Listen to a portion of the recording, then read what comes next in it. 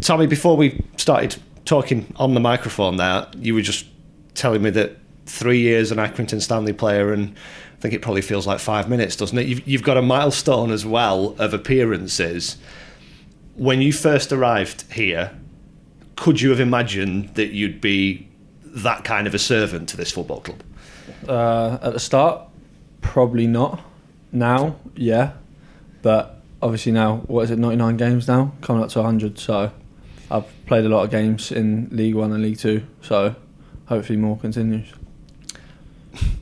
When you get an opportunity to come and play league football, that I think maybe with what had happened to you as a kid, you thought wasn't going to happen, does that make you more hungry for it? Does that make your attitude towards it different to if you'd come through an academy and gone straight into first team football? Yeah, obviously, like I said, 3 years ago, I dropped out of academy football at the age of 16 and obviously stopped playing for like a year, and then went straight into men's football and come up here, and I was obviously buzzing. Obviously I got the move up here, and yeah, it was quite surprising for me, to be fair. How much did it affect you being 16? And I think every kid in an academy dreams of being a footballer, don't they? 100%. It's a kid's dream, isn't it? But it does affect you a bit. But I think when you get over it, with your family supporting you, people helping you out, talking to you, it does. Yeah, I think it gives you like a boost to go and get it and prove the people who released you and prove them wrong. Because there's probably thousands of kids get released at different ages from academies. It must feel to them like it's over.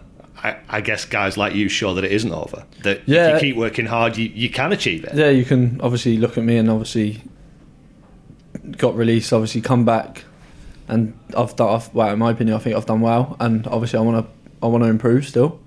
But yeah, there's 100%. If you keep going at it and your attitude's right, I think you can definitely make it. How quick do you have to grow up when you're trying to cut your teeth as a professional footballer? You're a long way from home. You're having to do a lot of the practical sort of day-to-day stuff. Yeah. How much adjustment has there been, and how different are you now to when you arrived 3 years ago? 3 years ago, I was a kid. Now I've massively grown up, turned into a man. Voice has gone there, hasn't it? Massively turned into a man, and yeah, no, you got to grow up. But I think living away from family is hard, but it shows you like what you got to do in life, and yeah, I enjoyed every minute of it at the moment. With 100 games looming, plenty of goals, assists, big contributions to games, how has your role changed in that changing room? I think now, obviously coming up to 100 games, I think what can I say? I've been like more talkative to people. I think in games and that, like I think you come out, you shout a lot more. Like I think when I first started, I was very nervous, but I think now I can like demand, not demand things, but communicate to players a bit better than what I did like when I first come here and that. And then yeah, obviously I think you just get better through when you keep playing games and keep playing games. I think you just get better like every game really. How strange is it when new players sign or players come through the academy and get their first chance in the first team, and you can kind of look and see similarities with yourself when you came in here, but you're 3 years and 100 games further down the line? I guess they can look up to you a little bit, and you're still only 23. Yeah, it's not. That's a bit mad, to be fair. Like obviously what you just said there, looking up to me, but would I ever thought that? Probably not. But now it's like obviously the lads coming through, and there's a good bunch of lads coming through and all, especially the 18s and the 23s are pushing in. When they get their opportunity, they got to take it. And like I'd done when I was that age, I'd come in and obviously didn't really play a lot of games at the start, and obviously we got a lot of injuries, and I come in and I've done quite well, got myself a couple of goals, and I stuck my place really.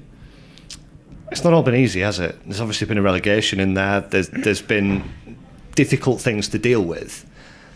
How do you take that in your stride? Do you have to have those things make you stronger? Yeah, 100%. I think being relegated was very hard, especially with this club's been, 5 years they was in League One. Obviously hoping to get back up there this season, but it's very it happened straight away. Like when like 3 years, obviously, but after the third year, obviously getting relegated, it was a bit like it's disappointed, but you can always bounce back from it, I think.